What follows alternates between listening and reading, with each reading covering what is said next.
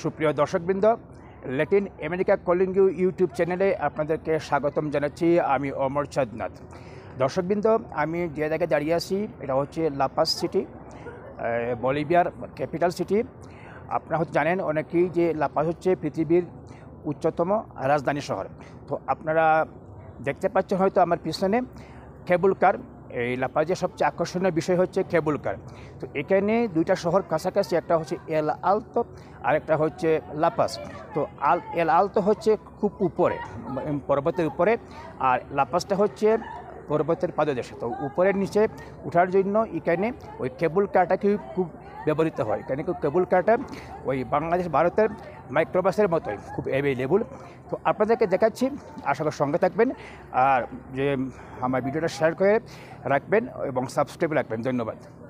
দর্শকবৃন্দ, অনেকেরই আগ্রহ আছে ইদানিং কীভাবে বলিভিয়াতে আসবেন। তো বলিভিয়ার বিষয়তে একটা গুরুত্বপূর্ণ পরিবর্তন সাধিত হয়েছে গত 26শে জানুয়ারি 2024-এ।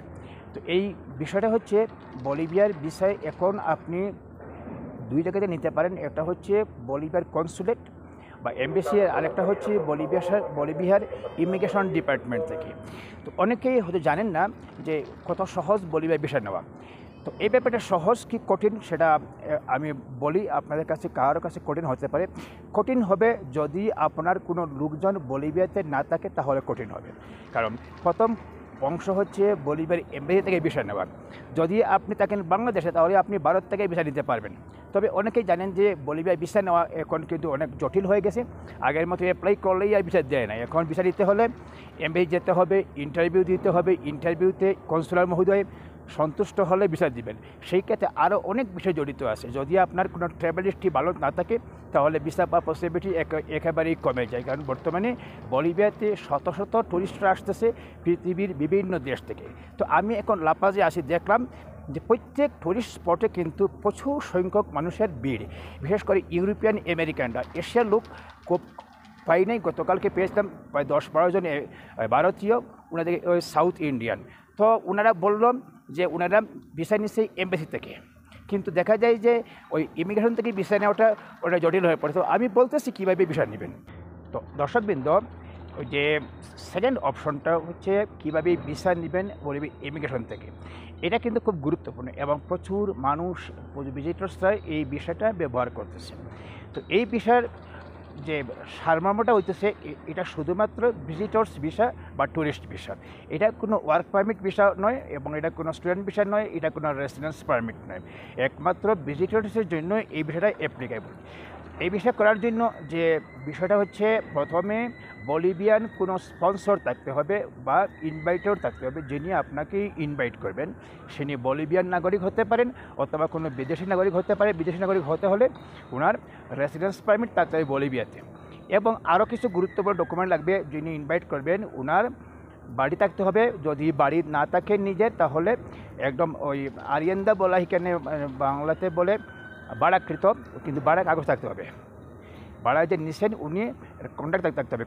কন্ট্রাক্ট না থাকলে নিজে মুখে এই বাড়ি আছে সেই বাড়ি আছে এইগুলো বললে হবে না।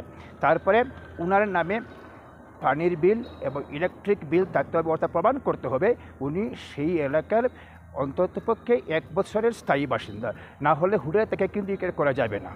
তো আরেকটা ব্যাপার হচ্ছে, এটা গেল ওনার অবস্থানগত। তারপর ওনার নামে যদি কারেন্টের বিল না থাকে, তাহলে উনি কিন্তু প্রমাণ করতে পারবেন না। কারেন্টের বিলটা সরকারে থাকতে হবে।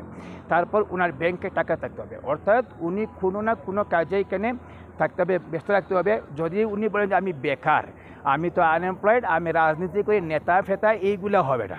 তো বলতে পারেন যে আমি নেতার প্রশ্ন আনলাম কেন। এটা একটা অনেকে আমার কথা বিরক্তি লাগবে না, বিরক্তি লাগ কথা না, এটা শুনলে অনেকে আমাকে বলে ফোন করে যে আমি তো বাংলাদেশের বড় এক নেতা আছি, আমি চেয়ারম্যানের ছোটো ভাই, চেয়ারম্যানের শালা, চেয়ারম্যানের সম্বন্ধে, এই নবাবী কথা এগুলো খাটবে না এখানে। আমার কথা হয়তো বলবেন যে অপ্রাসঙ্গিক না, শুনতে এগুলো ভালো লাগে না। তো এইখানে আপনার ডকুমেন্টারি আপনি প্রমাণ করতে হবে যে you are a resident or you are a permanent citizen, অথবা আপনি একজন বড় ব্যবসায়ী বলিভিয়াতে। বলিভিয়া ব্যবসায়ী হতে হলে আপনার ট্যাক্স পেমেন্ট করতে হবে। এই হচ্ছে ইনভাইটারের যোগ্যতা। তার পরবর্তীতে আমি বলতেছি। তো তার পরবর্তী কথা হচ্ছে, যিনি ইনভাইট করবেন উনি অ্যাডভোকেটের মাধ্যমে একটা ইনভাইটেশন রেডি করবেন। আগে লাগতো নোটারাইজড, বর্তমানে নোটারাইজড না করলেও চলে। উনি ইনভাইটেশন রেডি করবেন একটা সাদা কাগজে, কিন্তু এই ক্ষেত্রে উকিলের অ্যাডভোকেটের সাহায্য নিতেই হবে, নিজে নিজে হাতে লিখে দিলে হবে না। তারপর ওনার ওই পেপারস দিয়ে, যে বাকি পেপারসগুলো আছে যা বললাম, এইগুলো দিয়ে ওই ইমিগ্রেশনে যেতে হবে। ইমিগ্রেশনে যাওয়ার পর ইমিগ্রেশনের নাম্বার নিয়ে উনি ইমিগ্রেশনে জমা দিবেন ওই ইনভাইটেশনটা। এখন ইনভাইটেশন দিলেই হয় না, ইমিগ্রেশন থেকে যদি অথরাইজড না হয় তাহলে ওই ডকুমেন্টের কোনো কাজ হয় না, ওইটা কোনো কাজের হয় না। তারপর ইমিগ্রেশন ডিপার্টমেন্টে যে ইন্সপেক্টর আছেন উনি সমস্ত ডকুমেন্টসগুলো রিভিউ করবেন। রিভিউ করার পরে উনি যিনি ইনভাইট করবেন ওনার বাড়িতে, অর্থাৎ যেখানে ওনার ঠিকানা দিয়েছেন সেখানে যাওয়ার জন্য এটা অ্যাপয়েন্টমেন্ট রেডি করবে। অর্থাৎ ইন্সপেকশন ছাড়া কোনো ডকুমেন্ট এখানে রেডি হবে না। এখন এখানে ইনফ্লুয়েন্স করা কিছু নাই, আমি হমুক তমুক নবাব জমিদার নেতা এগুলো হবে না, ইন্সপেক্টর যাবে। একটা কথা বলে রাখি, আমার কথা হয়তো অনেকে বিরক্ত লাগতে পারে। হ্যাঁ, এখানে জনাব দর্শকবৃন্দ, এখানে বিরক্ত করা কিছু নাই। এখানে প্রত্যেক জায়গায় জায়গায় বলিভিয়াতে লিখে আছে, ব্যাংকে যান, অফিসে যান, লিখে আছে স্প্যানিশ ভাষায়, আইনের সামনে সবাই সমান, অল আর ইকুয়াল বিফোর ল। এখানে আমি আমেরিকান, আমি নবাব, এইগুলা কিছু হবে না। উল্টাপাল্টা করলে পুলিশের ডিপোর্ট করতে পারে, ডিটেনশনে চলে যাবেন। এটা সাবধান করে দিলাম। কেউ যদি ইনফ্লুয়েন্স করার চেষ্টা করেন আপনাকে সমস্যায় ফেলে দিবে, আপনার বর্তমান বিষয়টা পরন্ত আপনাকে ক্যান্সেল করে দিতে পারে। তো এই প্রসঙ্গে একটা কথা বলি, আমার কথাগুলো হয়তো একটু বাইরে যেতে কিন্তু দরকার আছে। তো অনেকে আমাকে ফোন করে বলেন, দাদা আপনি কি ওইখানে একটু ফোন করে বলতে পারবেন, ওইখানে একটু টাকা পয়সা খাওয়াইতে পারবেন, ওইখানে বলেন না আপনি তাকে এনে দেবেন। শুনেন, এখানে আমার বাপ দাদার কোনো সম্পত্তি নাই, এখানে থাকলেও কিছু হবে না। আমি নবাব জমিদার এইগুলো খানদান হবে না। এখানে পরিষ্কার বলে রাখছি, এখানে ইনফ্লুয়েন্স করার কোনো সিস্টেম নেই। আমাকে শুনতে মজা করানো হচ্ছে, আমাকে একবার একজনে বললো বাংলাদেশ থেকে, পররাষ্ট্র মন্ত্রণালয় তার নাকি চাকরি করে আত্মীয়, ওনার খালু, ওই খালুকে দিয়ে নাকি বলিভিয়ার ইমিগ্রেশনে ফোন করে দিবে। তো আমি বেশি কথা বলি না, লেখাপড়া করছি এই জন্য মুখে যে বাজে কোনো ভাষা আসে না, কিন্তু এইগুলো উত্তর কিন্তু ভালোভাবে আসে না। বাংলাদেশে খালু নাকি ওইখানে ইমিগ্রেশন ফোন করে ভিসা করে দিবে। তো নবাব জমিদারি এগুলা খাটবে না, এখানে সুন্দর করে সাবলীলভাবে ভদ্রলোকের মতো ইমিগ্রেশনে গিয়ে কথা বলতে হবে। যখন এই ডকুমেন্টসগুলো জমা দিবেন কাউন্টারের নাম্বার নিয়ে, তখন ওই জনাব ইন্সপেক্টর মহোদয় উনি সব ডকুমেন্ট রিভিউ করবেন। কোনো ডকুমেন্ট যদি বাকি থাকে, এটাকে ফালতা বলা হয়, তাহলে উনি মার্কিং করে দিবেন যে এই ডকুমেন্টটা বাকি আছে, আপনি ডকুমেন্টটা নিয়ে আসতে হবে। সমস্ত ডকুমেন্ট যখন উনি দেখবেন যে অ্যাকুরেট আছে এবং অথেন্টিক আছে, তখন উনি আপনার ডোমিসাইল অর্থাৎ বাড়িটা যাওয়ার জন্য উনি অ্যাপয়েন্টমেন্ট করবেন। এরপরে ওই ডেট মোতাবেক উনি যাবেন, ফাইল নিয়ে আপনি রাখতে হবে।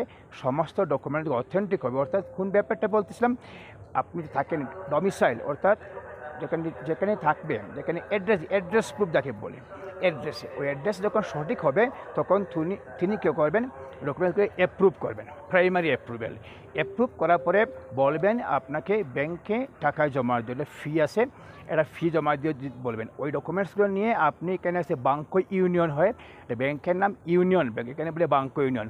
ওই বাঙ্কো ইউনিয়নে ওই ফিটা জমা দেওয়ার পরে যে কিউআর কোড লাগানো যে ভাউচারটা আসবে, ওই ভাউচারটা নিয়ে আবার আপনাকে ইমিগ্রেশন আসতে হবে। আসার পরে আবার ওই সেই নাম্বার নিতে হবে, মানে সিরিয়াল নাম্বার নেওয়ার পরে আপনি জমা দিবেন। জমা দেওয়ার পরে আপনাকে একটা ভাউচার দেবেন, এটা হচ্ছে ঠালন দ্য কন্ট্রোল বলা হয়।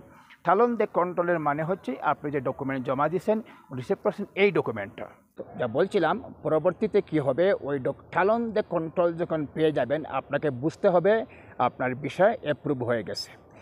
তখন এখানে একটা কথা বলে রাখা দরকার, এখানে যে আপনি যদি একজনের বিষয়ে অ্যাপ্লাই করেন বা দুইজনের বিষয়ে অ্যাপ্লাই করেন, ফাইল কিন্তু হবে 2-3টা ফাইল, যতজনে অ্যাপ্লাই করবেন কিন্তু বিষয়টা আসবে কিন্তু এক পেজে। তো ওই ঠালন দিয়ে কন্ট্রোল দেওয়ার পর আপনাকে 5 ওয়ার্কিং ডে সময় নেবে, ওটা ডেট লিখে রাখবে যে কত তারিখের মধ্যে আপনাকে ডকুমেন্ট আসতে হবে। ওই ডকুমেন্টের দিন যে তারিখ দিবে ওই তারিখে গিয়ে আপনি ডকুমেন্টটা আপনি নিয়ে আসবেন ওইখানে কাউন্টার থেকে। তার মানে ভিসাটা হয়ে গেল।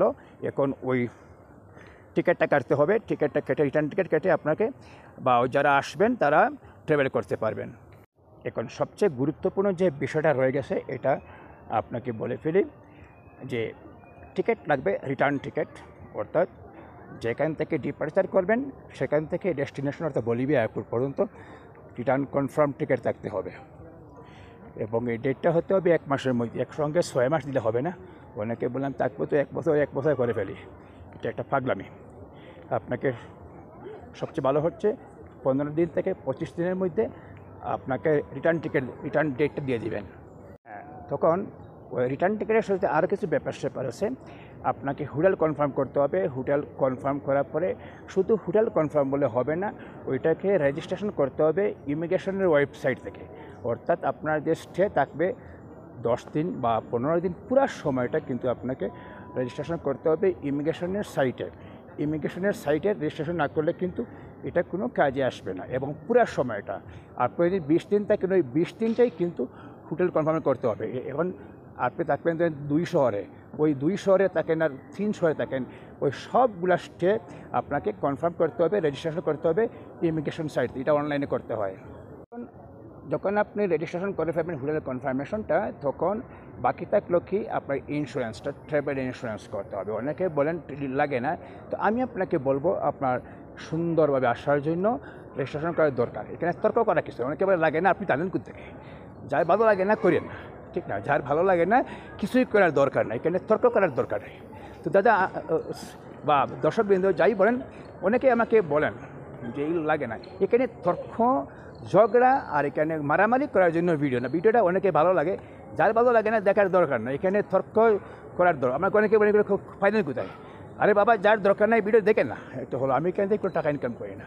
তো এই ডকুমেন্টসগুলো যখন আপনার হয়ে যাবে, আপনি স্মুথলি ট্রাভেল শুরু করেন। কিন্তু একটা গুরুত্বপূর্ণ বাকি আছে বলতেছি, সবচেয়ে যে গুরুত্বপূর্ণ ব্যাপারটা বাকি আছে এটা হচ্ছে আপনার ওকে টু বোর্ড। এখন অনেকে বলে করেন যে আমি তো ভিসা পেয়ে গেছি, অথরাইজেশন পেয়ে গেছি, টিকিট আছে, আমি নিজে আছি, সব আছে, আমি খুব স্মার্ট পাবলিক, ইংলিশ বুঝি, বাংলা বুঝি, সব আমি বুঝি। কিন্তু আমি বলবো আপনি একটা বড় ভুলের মধ্যে আছেন। সবচেয়ে গুরুত্বপূর্ণ যে বর্তমান সময়ে যে ব্যাপারটা হয় যে এশিয়া থেকে ল্যাটিনে যাহারাই আসেন, ইন্ডিয়ান বলেন, বাংলাদেশি, নেপালি, শ্রীলঙ্কান, যাহারাই বলেন, সবার কিন্তু এখন একটা অলিখিত নিয়ম করে ফেলছে, এটা হচ্ছে ওকে টু বোর্ড। এটা যদিও ওকে টু বোর্ডটা বাধ্যতামূলক না, কিন্তু এয়ারলাইন্সে কিন্তু এইগুলো শুনতে চাচ্ছে না। ওনারা বলতেছে না ওকে টু বোর্ড লাগবে, ওকে টু বোর্ড ছাড়া হবে না। অর্থাৎ আপনি বলিভিয়ান এয়ারলাইন্স থেকে আপনাকে একটা ওকে টু বোর্ড মেসেজ পাঠাবে, ওই যেখান থেকে যাত্রা শুরু করবেন সেই এয়ারপোর্টে এবং সব ট্রানজিট এয়ারপোর্টে। ওকে টু বোর্ড না থাকলে আপনাকে ইদানিং এয়ারলাইন্সে বোর্ডিং পাওয়া দিতেছেন না। এখন ওকে টু বোর্ড নিতে হবে কীভাবে আমি বলি, যে ইনভাইট করবে উনি যেতে হবে। এটা কিন্তু সব পার্সোনাল, অমুক তমুককে দিয়ে হবে। অনেকে বলেন যে আমাকে বলেন যে আপনি ওকে টু বোর্ড করতে পারবেন, জনাব আমি পারবো না, কারণ ওকে টু বোর্ড করার দায়িত্ব আমার নয় এবং আমি কিন্তু অথরাইজড না। ওকে টু বোর্ড করবেন যিনি ইনভাইট করবেন, ইনভাইটেশন দিয়ে উনি নিজে যেতে হবে এয়ারলাইন্সে, গিয়ে উনি ওকে টু বোর্ডের রিকোয়েস্ট করলে ওকে টু বোর্ড দিতে হবে। এই ক্ষেত্রে টিকিট লাগবে। তো দর্শকবৃন্দ, অনেক সময় কথা হলো, আপনাদের অনেক বিরক্ত করে ফেলছি বা অনেক কথাবার্তা হয়তো আপনাকে ভালো লাগতে না পারে, কিন্তু এগুলো প্রাসঙ্গিক বলতে অনেকের দরকার লাগে। তো ধন্যবাদ সবাইকে, আবার দেখা হবে বলিভিয়াতে।